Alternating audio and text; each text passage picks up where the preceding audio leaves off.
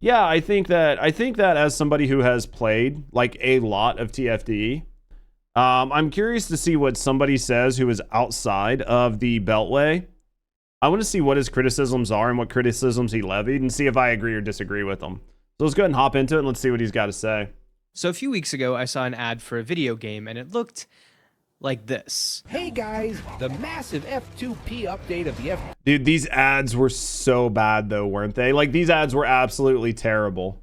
F2P looter shooter masterpiece, The First Descendant, has launched spectacularly. Additionally, it has a collaboration with Nier Automata. Now, seeing this ad, like everyone I assume, I got super excited. This new F2P update from the F2P looter shooter The First Descendant Bro, he's memeing so hard. sounded incredible, and as a huge fan of Nier Automata, I was super excited for what kind of collaboration they had cooked up here, and yet I couldn't shake the feeling that this ad looked a little bit strange. There was just something wrong here, but I couldn't quite put my finger on it, so I watched it over and over and over again until I slowly began to realize, hey, I don't think that guy's real. In mid-August 2025, multiple advertisements for the game The First Descendant were put on TikTok that prominently featured AI-generated content. The most egregious example of which being one which features a heavily doctored AI remix of an existing video from streamer Daniel the Demon, making it appear that he was Bro, I did not realize that that was the YouTube short that they pulled it from. Like, look at the body movement and everything else. promoting the game or something, and it looks I'm going to defeat it with my new descendant Nell. She's a telekinetic powerhouse who can mark enemies for extra damage. yeah. Soon after this, Daniel the Demon confirmed that he had absolutely no affiliation or contract with Nexon, the company behind The First Descendant, which already makes this such an insane thing for a company to do, but it's made even worse when you realize that, as pointed out by Reddit user I Hardly Try Hard, who put out a compilation of all of these ads, that there are nearly 9,000 real creators that are on the Nexon Creators Program. Nexon was quick to address this. Yeah, I mean, this was one that we talked about even when it happened. There are tons of people that they could have reached out to at the time that were members of the Nexon Content Creator Program, and there were content creators like myself who played a lot of this game that you could have just asked to do this for very little to no money. Saying that the ads were from a TikTok Creative Challenge campaign, which is essentially where companies can outsource advertising directly to TikTok creators who then produce the ads as if they were official and then make money from it. This is one of those things where right now I have a huge problem with TikToks, YouTube Shorts, and all this slop content.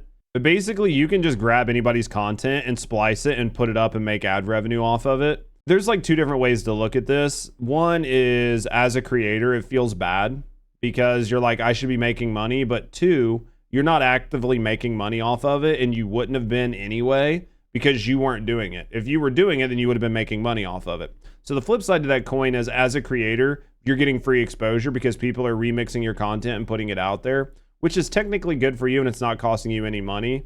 It just sucks to see other people making money off of your work. But at the end of the day, exposure is exposure. And if you're making good enough content that people are doing this, you're going to get some type of exposure. So it's not necessarily a bad thing for you.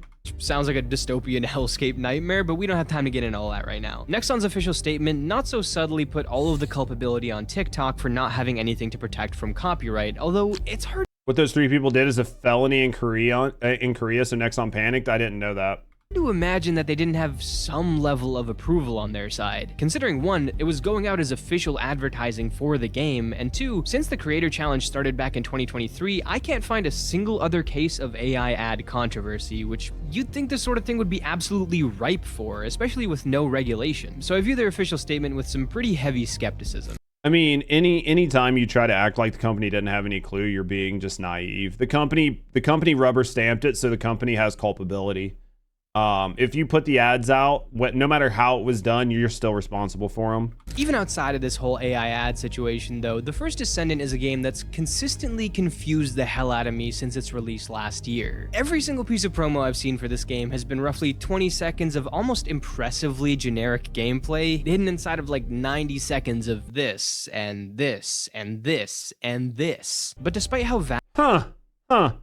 As somebody who has played this game for, 1,500 hours, he pretty much nailed that right on the head. It is basically unimpressive gameplay, followed by a lot of everything he just showed. Everything he just showed is the forefront of First Descendant, with mid gameplay in the background. Like he nailed it. Rapid and substanceless the game looks, it does have a fan base. Its subreddit is pretty active. It averages about 10,000 players on Steam alone every single day, which... Yeah, this is definitely old. Like, he must have pulled these numbers right after an update, because the game never averages 10K outside of an update. I wouldn't say is gangbusters, but it's definitely respectable, and its initial release was actually kind of massive, all of which just adds to my morbid curiosity about... The initial release being massive just goes to show the failure of the game even more, because it released with such fanfare and then it just fell so hard. This game. So to try and understand it a little bit better, I decided that for 7 days, the only game I would play is the first Descendant. I wasn't going to play it Dude, I can't wait to see how this went for him. all day or anything. I have like a job and responsibilities and whatever, but for every single amount of free time that I could spare, I was going to play the first Descendant and see if I could spot something, anything of worth here. I wonder if I found anything. Dude, I'm curious to see what he says. The first day I sat down to start playing, one of the main things I was wondering was just how much the horny bait marketing was actually reflective of the game. Was that just like a way to rope people into playing it, or was it actually a oh, okay. Now, something I didn't mention in the intro is that I actually do have a little experience with this game already. Last year when it first came out, it actually had a decent buzz around it, and I wasn't playing anything particular at the time, so I thought I might as well try it. I mean, when this game first came out, it was actually good. The problem was there just wasn't enough there. The game was released way too sparse, and because of that, they made it hyper grindy, and that grind turned players off. people seemed at least a little excited by it, and I don't know if you know this, but it is F2P, so I thought, what the heck? I vaguely remember playing a tutorial in some... It was a solid 6 on release. Yeah, I would say, like, playing through the story of First Descendant when it first came out, the story wasn't really anything great, but the gunplay was kind of fun, the skills were kind of fun, the Descendants were kind of fun. I think you could say it was probably like a 6 or a 7. It wasn't a great game. It was above average. But the problem was I could see this being a good game does not necessarily mean this is a good game. And people sometimes get caught up in the I could see and not the reality of is it. And because of that, they get taken for a ride. But because it was I could see and it's not it is, that's where all the player attrition went. And they went from 250,000 concurrent players down to 30,000 concurrent players to 20,000 concurrent players within a month or so. That's how that happens. Kind of liminal space and then going out and doing a couple missions and really just feeling like this game was a cheap version of vanilla Destiny, so I uninstalled it pretty quickly and never went back. But this sort of bit me in the ass when I came back to play it now because I got dropped into the main hub and had no idea what anything did, how to upgrade things, whatever. And this turned out to be a bit of a persistent problem where even in the final days of this mini First Descendant marathon, I was realizing that I was absolutely not paying enough mind to certain mechanics. But I will say, as much as that falls on the weird way I decided to play this by doing the tutorial and then basically not playing it until a year and multiple seasons in, it is also the game's job to get me onboarded into the experience after spending a long time away from it. Absolutely. I mean, the game should have a good onboarding process, right? It's a live service game with constant updates. It expects you to come back after a certain amount of time. And there's a lot to learn for new players. If they start today, it might be overwhelming. Yeah, I don't think it's as bad as like Destiny 2, but it's definitely not done very well. The onboarding process is pretty poor. And I think that depending on when he played, which is like around August, like around the season 3 update, you actually could have really yourself by doing the like super hyper onboarding they had where you could just do this fast track to get to the end game because you basically bypass all the systems and you're just given everything all at once, which makes it worse. Instead, there's just zero on-ramping. I got bombarded with so many things right away that I couldn't really keep track of them. In fact, I have it written down in my notes that I apparently have a dog, and I totally didn't remember this, so I looked at the footage, and it turns out under the skins page, there's an option for fellow skins, and there's a dog in there who I assume is mine, but nothing else really popped up at any point to let me know how to take him out or anything. Yeah, so see what I mean? Like, you're getting all these systems like the dog. He had no dog. Like, I knew this game had dogs because I had seen them around. I just didn't know that I had one yet.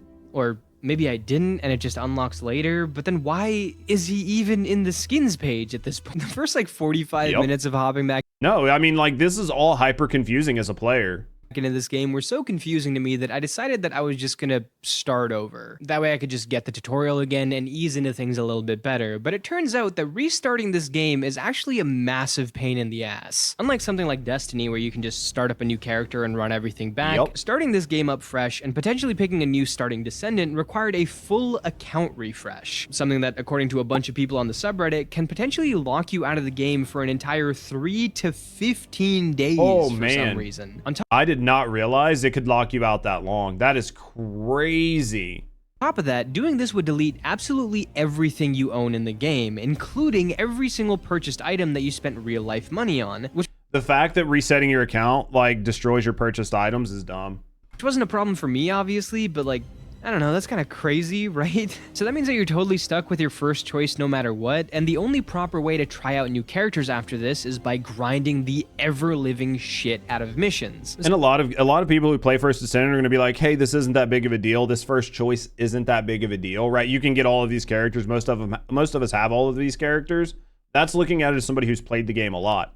As a brand new player, it would be nice to be able to start Lepic and play Lepic for, you know, part of the story and be like, yeah, I don't like Lepic. I want to try Ajax. I want to try Viessa. The fact that you're locked in really hurts new players who are still trying to figure out what they like in the game. I can see his point here. Something that I'll get more into later. It just seems like an incredibly strange and detrimental way to go about designing a character system, but whatever, what do I know? Since I couldn't afford to wait 15 days to reset myself because I was just so excited to get in and start playing, I decided I was just gonna thug it out and try and keep up with the game's elements as best as I could. And so off I went outside of the hub, and immediately on dropping in I began fighting a couple of enemies before I got hit with a mission complete screen, even though I had no idea I was even in a mission. And then I was off to complete some of the story stuff, which has some of the most mind-numbing gameplay I've Soulless likes fucking Lamal.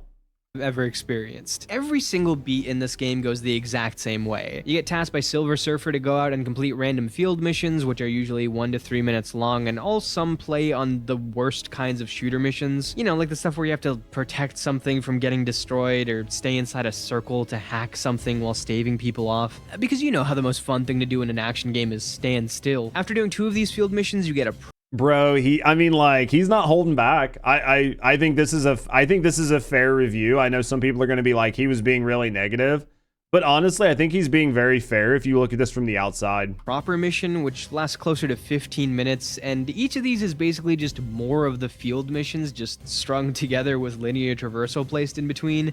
And honestly, like a lot of gamers that play First Descendant are going to be like, oh, imagine taking 15 minutes to clear a dungeon. Well, if you're doing these dungeons by yourself, with no help, with the basic equipment, yeah, I could easily take 15 minutes. I mean, watch the devs do it, and you'll have a pretty good idea of how long it takes. You go to the main hub, talk to someone, they tell you to go out on the field again, rinse and repeat. This is genuinely the entire loop of this game. It is broken up by one marginally more entertaining thing, which I'll get to soon, but for the most part, there are no puzzles, Yeah, that thing that you broke it up by, guess what? They removed the need to do those. So now you don't even have those things in the game to worry about anymore. No cool environmental sections, nothing else of substance besides going places, shooting enemies, and moving on. It is a vast... Dude, he's pretty spot on. Those early days of those open missions were pretty rough. I mean, they're still even tough today if you're a brand new player and you don't have anybody to play with and there's nobody there. Yeah, for sure. Inferior version of what Destiny was doing 10 years ago, and that game was panned for it at the time. So like,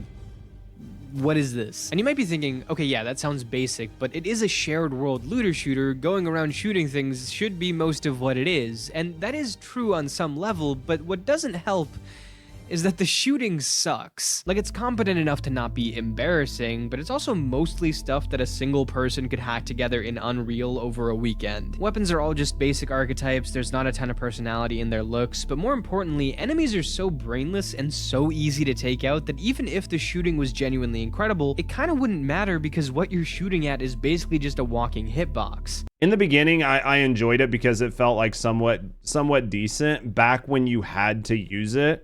But now in the current state of the game, yeah, it doesn't really feel that impressive. And all the guns are basically stat sticks in this game now, so yeah.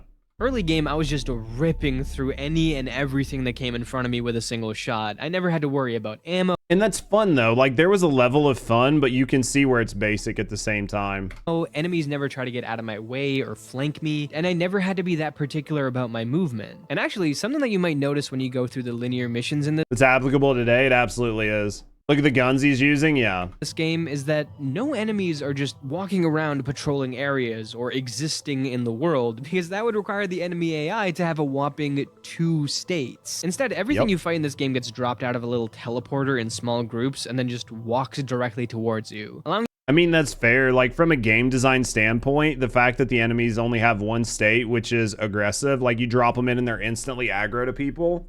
Dude, the John Cena clip you had showed how dumb the Vulgus were. Yeah, I mean, that John Cena clip that I did a while back, yeah, that's absolutely true. Basically, you just hide behind the thing, and then when comes in, you just dash into the thing. Because it's all gonna run in. They can't find me. And his name is John Cena! They literally can't even see me.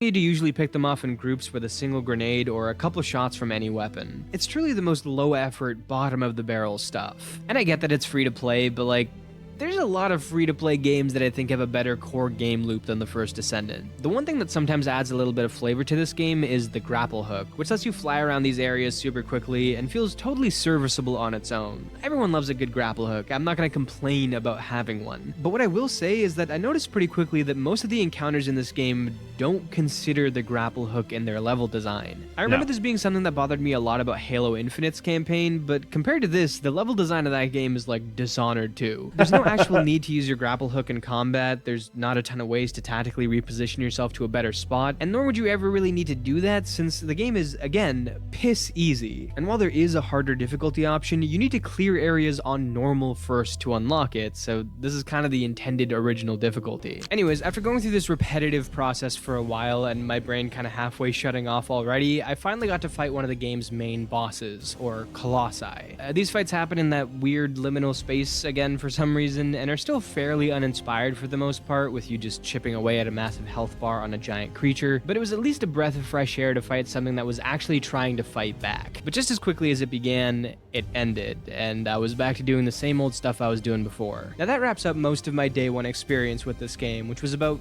50% confusing and overwhelming, and 50% incredibly boring. But there's one more thing I want to mention before we move on, and that's the cosmetics, because oh my god. Exiting a menu or hopping back into the main hub is a genuinely laughable experience because you're just constantly being jump scared by bare ass. Everything I'm showing you right now is from the first day, maybe like 2.5 hours worth of playtime, and I didn't even capture it all. It is not an exaggeration to say that probably 90% of skins you see in the main hub are at best incredibly suggestive, and at worst, basically nude mods. And I want to make it clear, I'm not saying you can't have skins like this, or that a game is bad just because it has an overabundance of them. I mean, I like Marvel Rivals, and look at some of the skins that game has. But it's pretty clear from the first Descendant's marketing, its roster, and its in-game promo that being a video game is kind of a secondary task here. And while I don't want to cast judgment on its player base, because I know that there are some dedicated players that have been vocally against the direction the company has gone with respect to skins, and also the AI advertising, the fact that this is basically all I see when I log into the game tells a very particular story.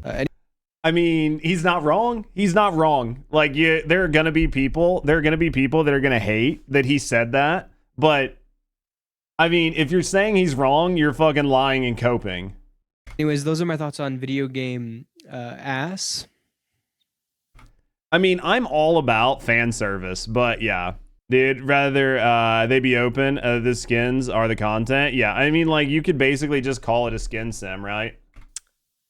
My younger brother watches these videos. He's gonna be so disappointed in me. Day 2, I wake up, I'm excited, all right? I get to skip all of the onboarding stuff and jump right into...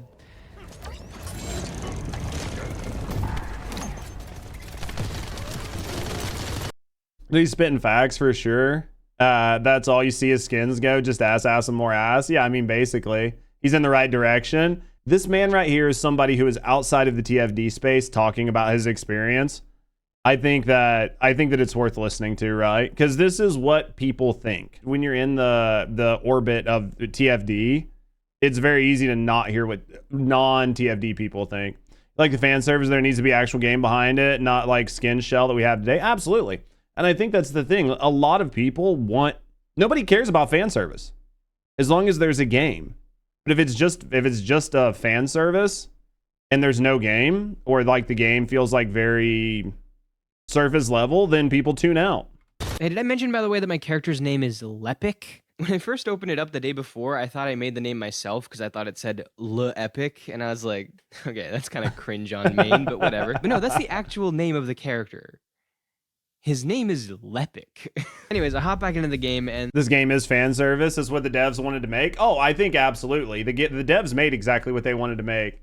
He didn't pick a female character in a booba game because he's not a gooner. He's a gamer, right? And he was like, hey, I'm a gamer. Lepic seems cool. He seems like a cool character. I'm going to pick him, right?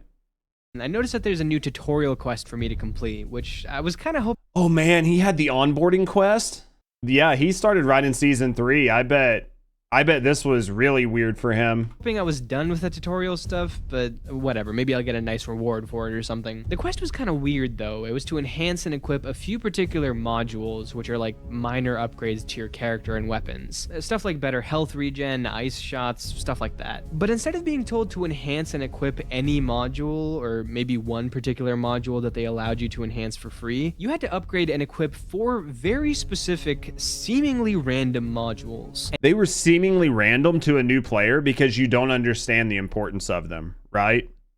I can completely see how if you are outside of the realm of the game, you're not going to understand why these modules were picked or why the game suggested you upgrade them, right? And each of these had a cost that was kind of high for the point in the game I was in. Luckily, I was able to just barely afford all 4 enhancements and equip them all, to which the game says, nice job. For the next part of the quest, enhance them again. The game is typically very obvious in the ways that it forces you to grind and grind to get the best weapons or descendants or skins, but in some cases it does it in such strange and unnecessary ways that I almost have to applaud it. The fact I don't really think the game that they wanted to make, they just pivoted super hard due to the feedback. It's good they listen, but they listen too much. So I'm not going to go too deep into this. But I think basically what had happened was they put out the game, and the game had the bones of what they wanted, and the trajectory was going in the way they wanted. But because the game came out and it was so sparse in content, and it was so obnoxiously grindy, that everybody left. And because a lot of people left and they saw their profits evaporate, they got a lot of pressure to pivot. So then they pivoted to try to make the people that were there happy.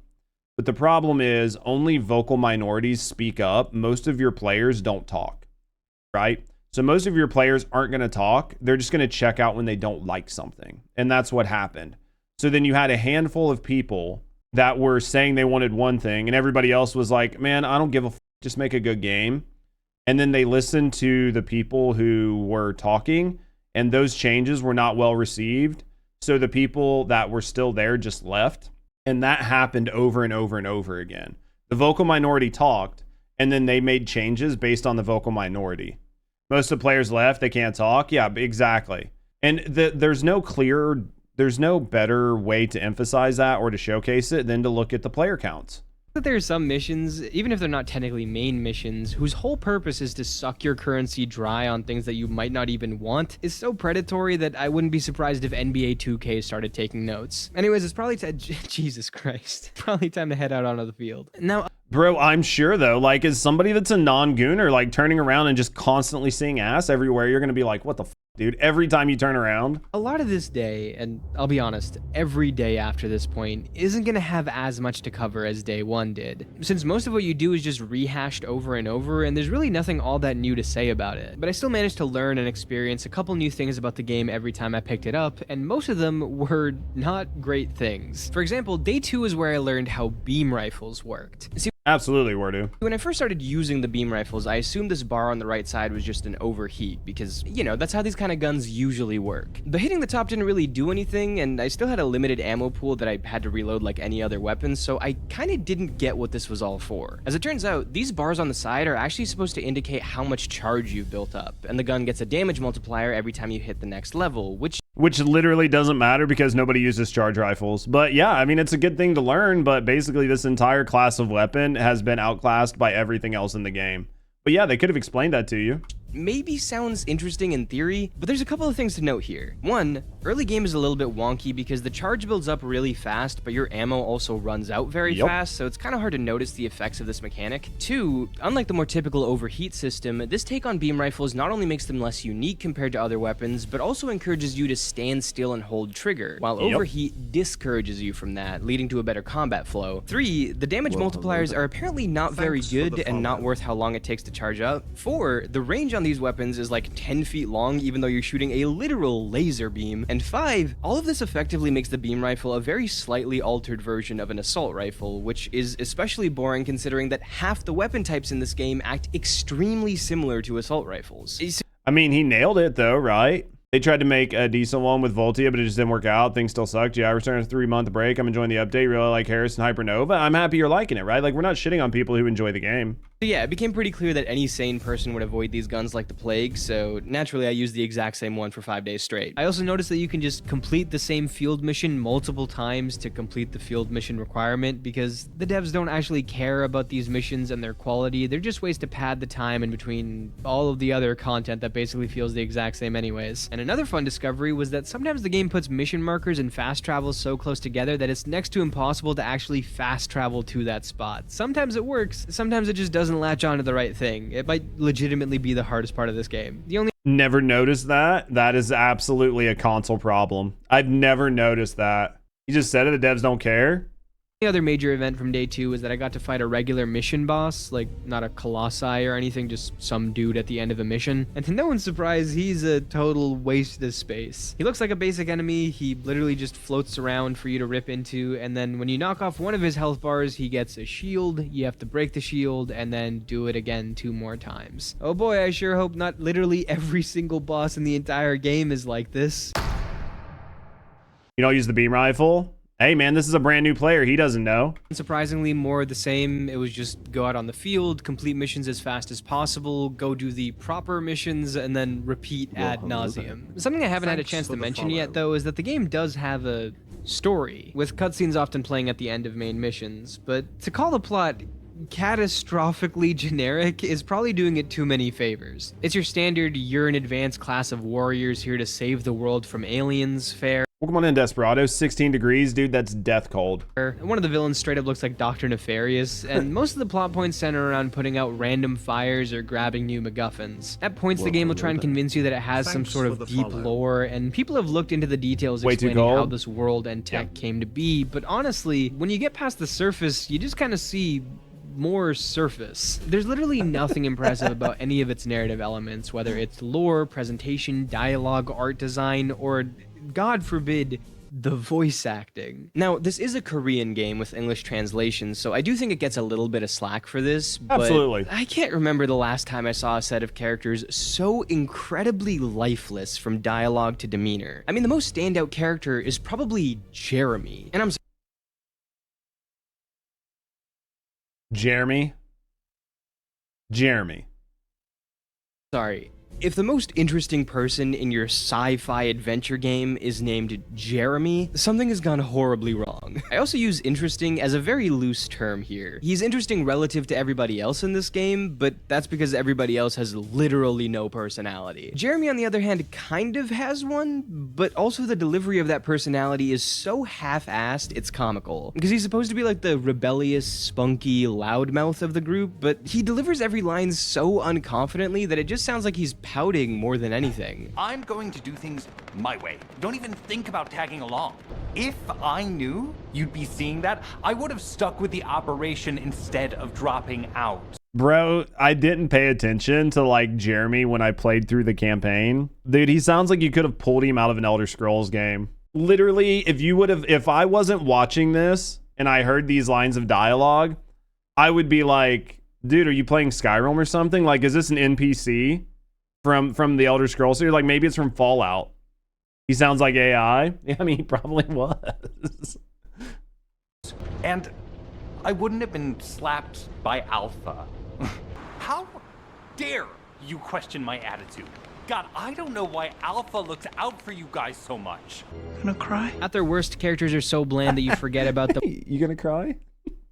while they're actively talking to you, and at their best, they're like an echo of an echo of an echo of an already stale character archetype. And I think even more than the gameplay being mediocre, this is the game's biggest detriment considering what it wants to be. Effective lore, interesting world building, and ideally nice art and presentation are huge reasons why these other co-op PvE shooters maintain such strong, dedicated player. I mean, anybody that's played Destiny 2, Destiny 2's art style is just lit. Like, the one thing that is really hard to complain about in Destiny 2 is their art style, the art direction, the skyboxes, the environment, the environmental storytelling.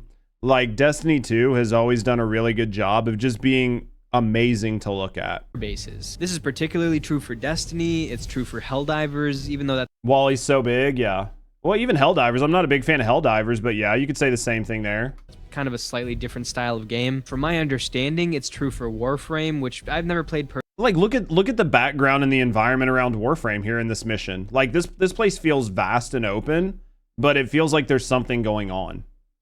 Personally, but it's clearly this game's biggest inspiration. And even if you take a game series that doesn't have MMO elements like Borderlands, you'll see that even ostensibly gameplay-focused titles can crumble under the weight of bad writing. The First Descendant fails at creating a universe that you actually want to continue living in, and instead its long-term interest is built on a horny house of cards, so it's not surprising that it's leaning more and more into desperate attempts to try and lure people in, something that you constantly get reminded of the second any cutscene ends. Also, at this point in the experience, I was picking up on a lot more of the predatory practices in the game's monetization. Obviously, The First Descendant isn't the first game to do something like this, and there are definitely worse offenders out there, but I do think it's worth bringing up. Many cosmetics, as well as massive time savers, or even some useful upgrades are only obtainable using the Caliber currency, which you can only get if you pay real money for them. On top of that, there's a ton of stuff in place that forces the player to have to go through multiple rounds of grinding just to get like a cool new weapon. You usually need to go out, do multiple specific missions with iffy drop rates just to get the parts to get a new weapon or Descendant. Then you gotta get all the other parts, and then you have to grind to improve these things. And in the Descendant's case, if you're a really dedicated player set on earning all of these characters, you eventually hit a cap on the amount of free Descendant slots you have, and being able to hold on to your full roster past this point also requires you to pay real money. I've seen some people play devil's advocate by saying that if you're spending enough time in the game to need some of this stuff, you might as well pay a little money in a free-to-play game, to which I say,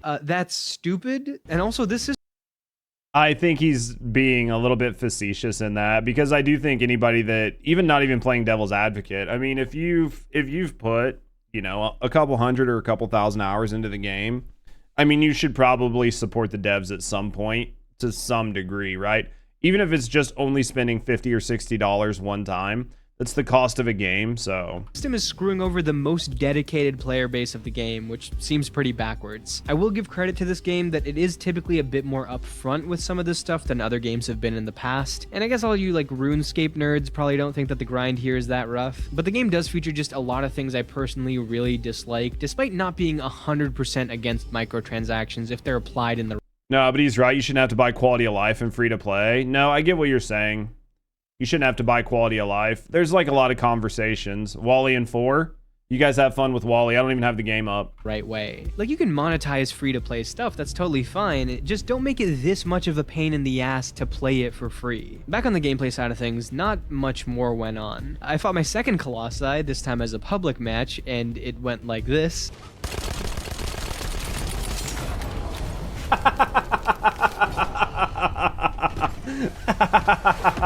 What? Huh? What? Because I wasn't really... I guarantee though, as like a brand new player, after doing the first Colossus by yourself and it taking like 6 minutes, and then going into a public lobby on the second one and just having it deleted, you were probably like, his reaction is the most genuine reaction that I think you could have got, which is somebody just sitting there like, all right, dude, I'm ready. I'm strapped in. Let's go. Like, got my gamer bucket, drank my monster. I'm ready to do this, man. Let's game.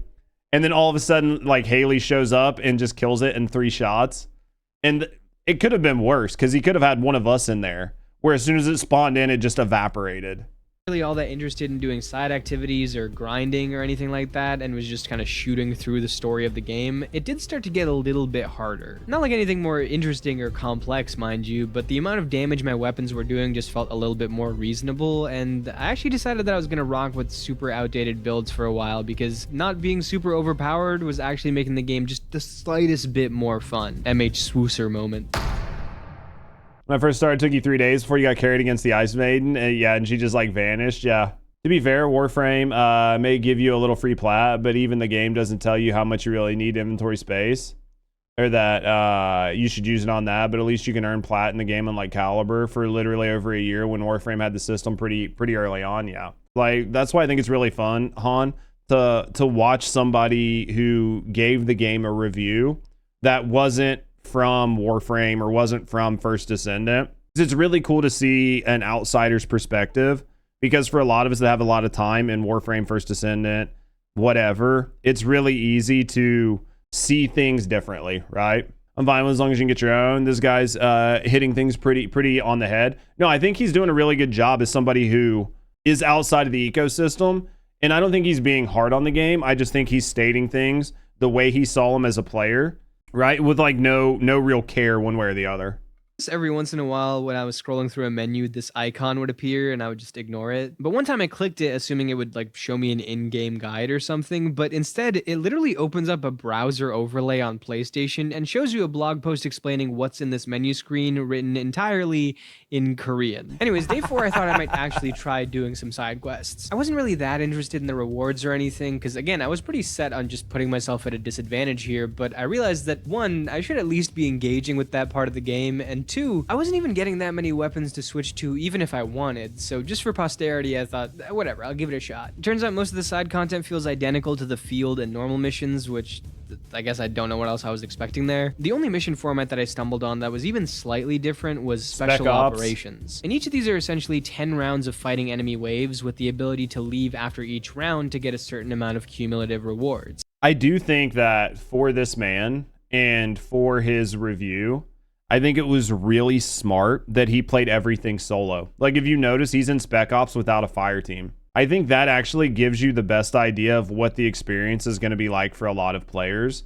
And I think that it was really good that he decided to do this, because if he would have done Spec Ops with a bunch of, like in pubs, he would have just been getting hard carried by a bunch of people that are just evaporating things, and you wouldn't have actually got to experience the game.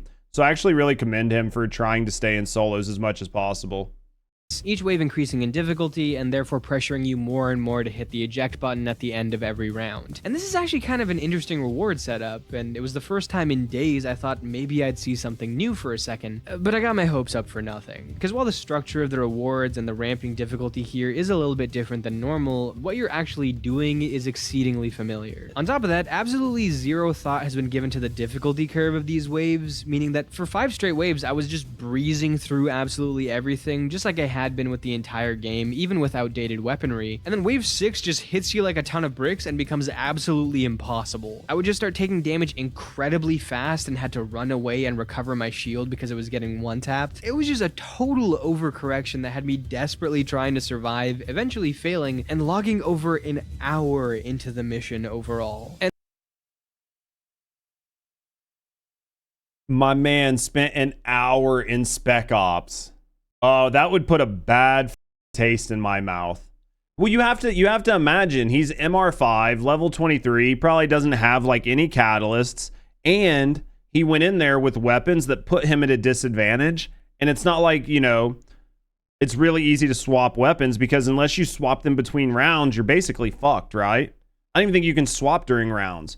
So basically you went in, put yourself at a disadvantage, and then you just got wrecked, right? And he was like trying to succeed through it by taking his time, and he still got wrecked. Dude, I bet that felt so bad. Spec Ops doesn't party scale, so find a party. Again, Quan, my like the conversation here is less about like what you should do or what you should do as a gamer who's played a lot of this, that knows Spec Ops doesn't scale and everything else. This is just showing what somebody who's not from the environment did and the way they thought and saw the game as an outsider. And this is kind of the part of the game where my frustration started bubbling to the surface. It wasn't even that I lost rewards here, because I'm pretty sure I still just got the stuff from the previous rounds anyways, and also, again, I didn't care all that much about the rewards. It was just being stuck in that last wave for maybe half an hour, after an initial half hour of just some of the most brainless shooter action I've ever experienced, after who knows how many hours of doing the exact same thing in countless other dry, lifeless locations, wasting away days in this black hole of a video game, I was just getting tired of it all. I know that like some TFD gamers don't want to hear it, but in general, the thing here is we all love TFD, right? Like, we've spent a lot of time in TFD. We want the game to succeed. But if this is your average gamer's experience and the charts showing player engagement seems to make it seem like this is what is actually happening, you need to pay attention. Because if you look at the player charts, there are not that many people playing. People pick up the game, they don't continue on it, and you don't get any player retention. Player retention for this game has always been a problem. And this guy right here is telling you exactly why. So if you can just like get off of the bandwagon for 5 seconds and just listen to what somebody like this is saying objectively, and you have to pay attention to it. Thanks for the follow. You just have to. Even if you don't like it. You have to pay attention to it. Over and over. Why did I do this? What have dude, I like the game, but we need to be realistic. Facts don't lie. I mean, you cannot argue the numbers, right? If you love the game, you need to realize its flaws, accept them, discuss them, and try to find a way to help the game work through them with positive feedback and a good feedback loop and being honest with the devs. But in a real life situation, there are a lot of us who have spent thousands of hours playing this game, put out thousands of hours of content, and we've tried to be as upfront and honest and help the game as much as humanly possible. And it just seems like whatever we advocate for our communities and we advocate for things that our communities want. And it just seems like some other part of the community is being listened to all the time. Day 5, I had to shake things up a little bit. I had been in gaming limbo for the past 4 days and really had to knock myself out of it, so I thought it might be time to try out a new character. Now, like I said, getting new descendants is usually a pain in the ass, because each one requires you to collect a whole bunch of different materials, which force you to do the same missions over and over, hoping to get some good RNG. But thankfully, there is one descendant that you do get by doing just some early missions. Bunny. So to avoid any unnecessary grinding, remembering how my day 4 side quest binge had gone, I decided to give her a try and see if I How old's this video? I think it's like a month or so, OG. It's like 4 weeks old or something, but I still think it's relevant. enjoyed her abilities at all. The problem was, she was a much lower level than my current character, which meant that especially if I was This is a really bad video. I disagree with you, Nito, but that's okay. We can agree to disagree. I actually don't think this is a bad video at all. going to be running with some trash weapons, things might get a little bit hairy for me out there. And I know I complained for a long time about the game being way too easy, but the ideal solution to that is making the enemies more engaging, not just giving me way less health because I'm at a lower level. But whatever, there wasn't anything I could do about this character's level right now, so I decided I'd just try and deal with it and headed over to Vesper. What is this, the 39 clues? Playing as Bunny was fine, Didn't use Bunny's 3. I mean, because he doesn't know, right? I guess. Her grapple actually didn't need to be tethered to something, it could just grapple onto the air, which was pretty cool, but she only had one grapple charge at a time, which was kind of annoying. Her abilities were okay, they were more See, like, he didn't even understand the grapple abilities, like switching out, like using different grapple cards. This is still a brand new gamer. persistent, like speed buffs and electricity rings, but I did miss the simple damage done by grenades. And also, yeah, the being level 10 definitely led to more deaths just by sheer virtue of having a tiny health pool. At the end of the day though, even though this was a little bit different, it was also very much the same. It wasn't really that exciting to try out a new character because what the game was just so dull regardless. So there I was, just doing the same rigmarole for a Honestly, like, you could look at this as somebody who's played, you know, a dozen or like 100 or 1,000 hours in First Descendant. But I mean, like, we all know about using Bunny's skills, and Bunny is like a skill descendant. But as a new gamer, you don't understand these things. And he's been playing by himself for the most part when he could. So because of that, It's not like he's been seeing other people doing it and he knows what he's doing. while, but then all of a sudden, Dude, I know you gooners are weak code. during one of the main missions, we got a shocking twist. Jeremy was evil all along. I mean, who could have seen that coming? You can take it and buzz off. And then eventually I just kind of got annoyed that I had to keep leveling up Bunny, especially because she wasn't much more of an interesting character, so I thought, okay, I'll just go back to default man. That was kind of it for day 5.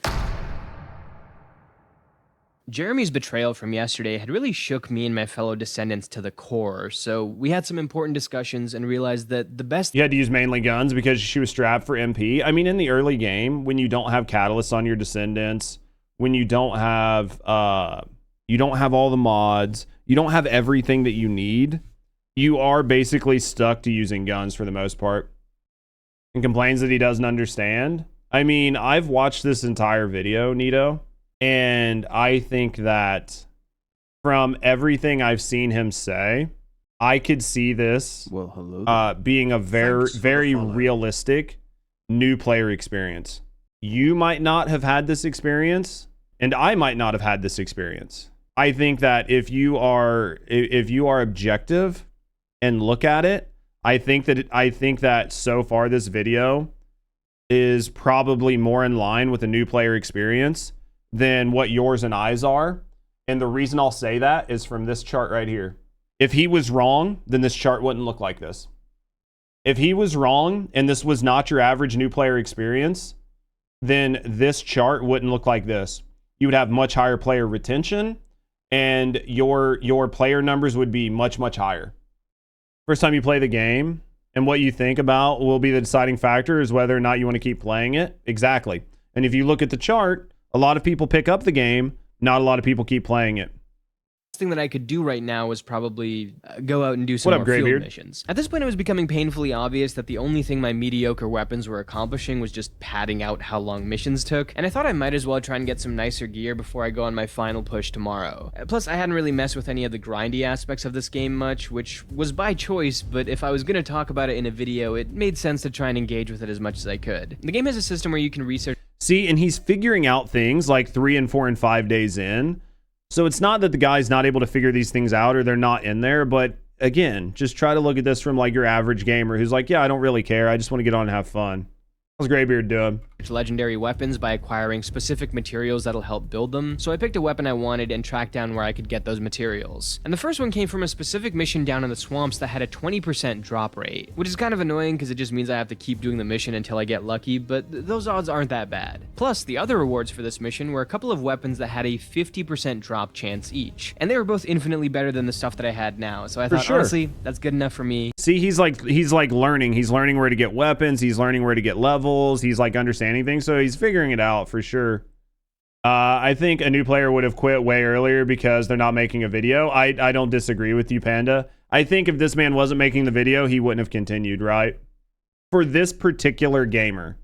And headed down to the swamp. Now, the mission I had to complete was going to 6 different circles and standing inside of each of them for 7 seconds to activate them while enemies chased me around, and that was it.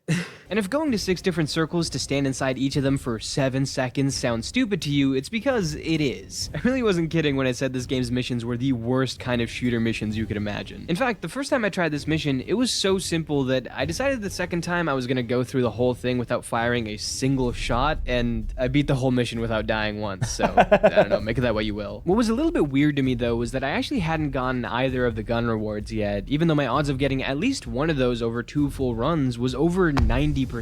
Pretty unlikely, but also not impossible, so I decided to run the mission a few more times. But then 5 runs in, I still hadn't received any loot outside of the stuff with 100% acquire rate, and this is where I started to get very suspicious, because we're officially in the 0.1 percentile of chances here. So before I wasted any more time, I started researching, because I wasn't sure if I was confused about how weapon acquisition worked, or if these things were blueprints instead. Maybe they come in like a different part of my inventory or something. And I didn't find a single thing. Except that Nexon had previously been fined nearly $9 million in the past for outright lying about the drop rate percentages in a previous game. I did not know that at all. That was news to me. That article, first time I've ever seen that. Interesting.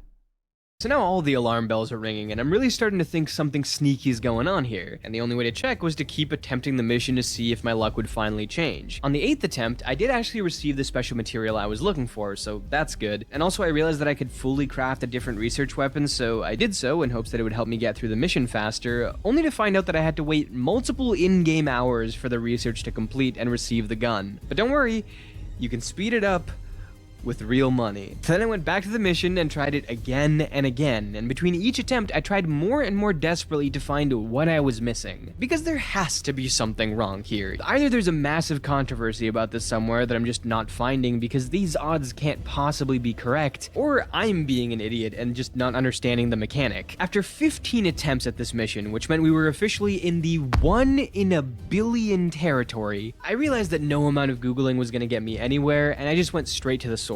The First Descendant subreddit. I asked if this was like a normal thing, or if I was looking for the weapon in the wrong place, or if I was even somehow, some way misunderstanding what acquisition. I can only imagine the type of shit he got on. I'm so interested to see what response he got from this. You think he didn't know about pity? Probably not. Because this was after the pity system was implemented. Man. And after a few minutes, somebody finally replied, "Hey, listen. Are you sure your inventory isn't full?" Yeah, my inventory was full. That's why he wasn't getting the drops. That's so funny. I got the weapons like 12 times. They were just sitting there in the lost and found. I want to make this perfectly clear. I'm the problem here. Like, I was an idiot. I mean, the only reason I even bring it up in this video is because I want to explain why I barely played anything on day 6, because I was just trying to figure out this whole issue. I did get a little bit suspicious because of Nexon's previous behavior, but I am definitely in the wrong here, and for the most part, at least from what I can tell, they're clean. At least. Yeah, I think it was good for him to leave that in there, because it shows, 1, that he was wrong, right? And 2, that this could happen to other gamers. Like, if it happened to him, it could happen to other people. In this case. However, I do think just like before, they could have done a better job communicating this to me. First of all, maybe draw my attention to this figure, like make it red or give me a pop-up saying my inventory is full. That's just like a basic UI thing. But also, maybe give me enough base inventory slots for me to actually recognize that I might be at the limit just by looking at how much I have. Oh, dude, I forgot in the beginning you only have like 22 inventories. Hey, listen! Because this just visually doesn't look like I have a full inventory. I was shocked that I only had this much space. You only get like 80 slots between all of your equipment items at the rank that I was at, so like 30 weapons could easily wind up filling the whole thing. And as often as weapons and junk drop in the First Descendant, it's so easy to fill your inventory, and at this point in the game, most people don't understand like the quick sort, quick dismantle, how to pick things. Plus, even if you wanted to quick dismantle, you're going to have a hard time setting it up, setting the filter up, getting it changed, and being able to go in your inventory and quick sort and quick delete. So, I mean, this is an actual problem though. Which seems a little bit ridiculous. Like, you know that UI that you stole your UI from? Notice how it's super easy to tell how many things you have and how many things you can have. Honestly, this game's biggest sin is making me defend Destiny, which is a game that I haven't played in 8 years. As much as it might seem like this is just poor visual design though, I do think it's 100% done on purpose, because as it turns out, the best way to dramatically increase your amount of inventory slots is by buying them with real money. Every single time that you level up your mastery rank, which is usually something that happens every few hours of gameplay or so, you're rewarded with 2 extra inventory slots. Meanwhile, you can buy up to 1,000 extra inventory slots. Yet another way that the game is technically playable for free, but it definitely nudges you to buy things that you should absolutely have access to already. Or maybe I'm just coping for being an idiot. It's definitely still like 70% on me, but It's definitely a lot on him. I think the fact that he's self-aware that it's on him is a good thing. Inventory system is designed to screw you over. The final day was anticlimactic. I got the gun that I researched the previous day. I also equipped some of the other guns that had piled up in my lost and found. I realized that I'd been playing with equipment that was like 5 to 10 times less powerful than what I could have been using. I mean, I did it on purpose, but I didn't realize the difference was going to be that high. The game's idea of remixing its formula is to give you and unfortunately, he's using a level 1 Thunder Cage, right? That's gonna hurt. 3 field missions to do instead of 2, and also give bosses 2 rounds of shields per health bar instead of 1. Very inspired choices. But whatever the game threw at me, I pushed forward because I just had to find out what happened with this Jeremy storyline. Oh, he blows up. Okay. I was now overpowered again and was reminded of just how much this game is somehow more brainless and boring when you play it the way that it's intended to be played. I beat another Colossi, played another few missions, and then just thought, okay, I'm done. I had hoped to finish the main story by the time that the week ended, but I didn't know how far away from that I was, and it's not like I think the rest of the game is going to be any different than the stuff I already played. At this point, I felt like I had done my time. I had given the game a solid 15 hours or so overall, and I was just ready to call it quits. You went back and wrote this guy off. That's fine. Again, you guys can agree or disagree.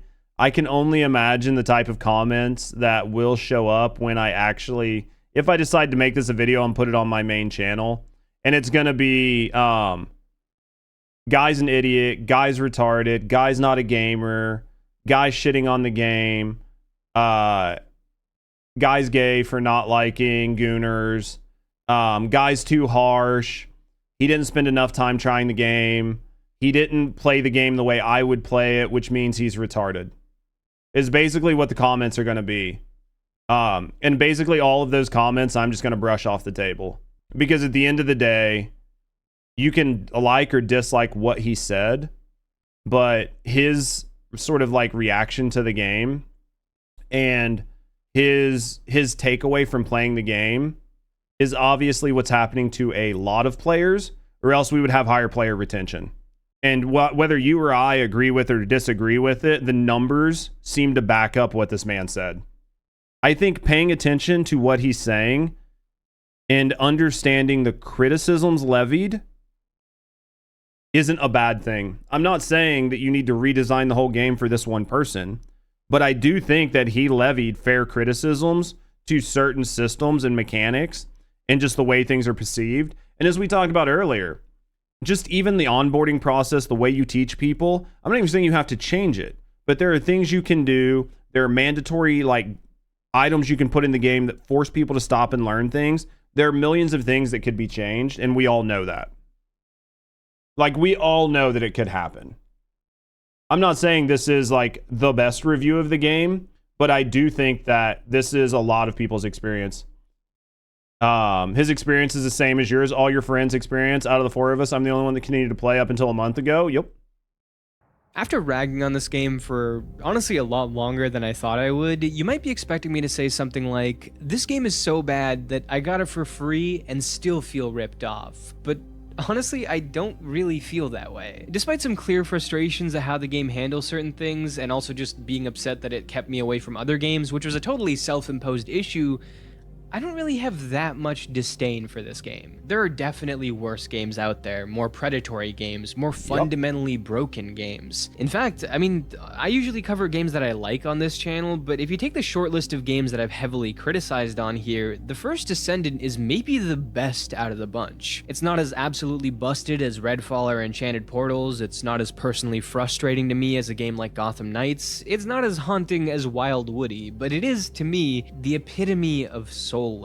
I think all of those games that I just mentioned, for their many, many faults, were at least trying something. They felt misguided, but not heartless. The First Descendant, though, is just not interested in doing something interesting. It's just a desperate attempt to copy the homework of much better games and then revolve its entire identity around sex appeal, even though that has nothing to do with what the game is supposedly about. And I truly just don't understand how this game is as successful as it is. And it's really not for a lack of trying. I gave it a real shot here, and I even asked the game's fans directly why they enjoyed it in what I thought was a pretty measured and fair post, because I was actually really curious to hear the response, but I just got left in mod approval hell. But whatever those reasons are, to me at least, it's pretty fitting that the most prominent news story about this game all year has been the AI ad controversy, because this game, while not being made with AI, shows a lot of signs of what I think AI games will be like in the future. Completely lacking in unique, defining features, telling a story that's been told a billion times in a million better ways, and featuring basically straight out the box enemy patterns and pathfinding. And that might be a harsh thing to say because real people did work on this game, and I don't want to disrespect that work because I know it's difficult. It's something that I kind of feel guilty about with the Enchanted Portals video. But when everything about this game feels like a vessel for convincing you to spend more money, and the actual core content feels like it comes in at a very distant second priority, you kind of bring that criticism onto yourself.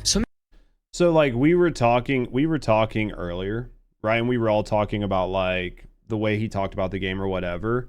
But like right now when he's laying out how he actually feels about the game, nothing he's saying is that egregious or bad.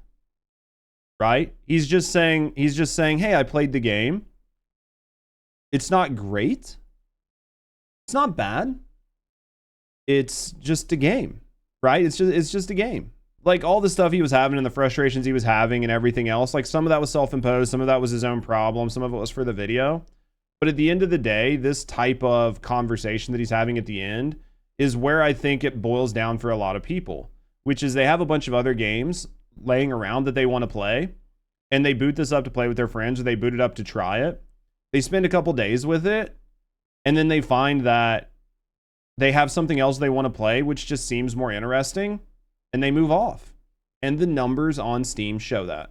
Maybe we shouldn't be all that upset that this game is using fake, stolen, lifeless footage to promote its content. After all, that's probably the best way to represent everything this game stands for.